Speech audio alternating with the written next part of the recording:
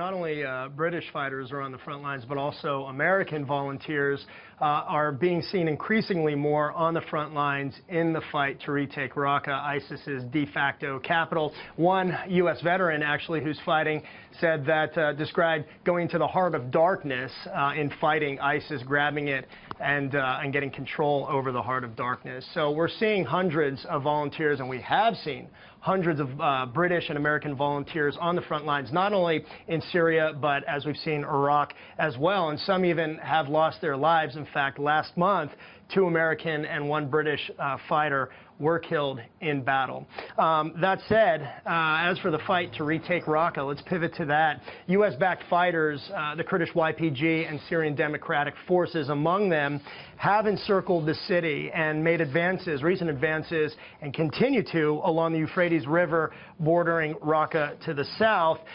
This is a fight that has already been going on for weeks. It will likely take several more weeks, if not longer, and as an indication, certainly if Mosul is an indication of the fight in Iraq, then certainly we could see this going on for a long time. Vicious fight that continues as we speak. And as it does, a ceasefire in southern Syria also continues, ultimately aimed at ending the country's civil war or leading to something broader. And remember, it was brokered by the U.S.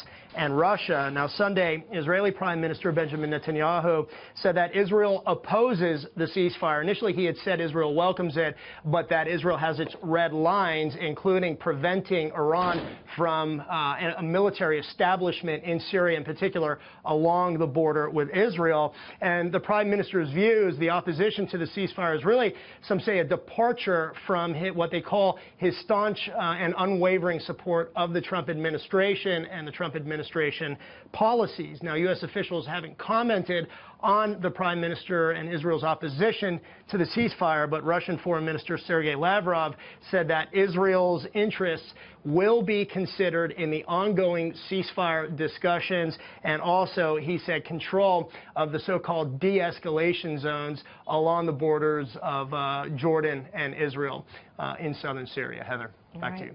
John Huddy, live for us. Thank you, John.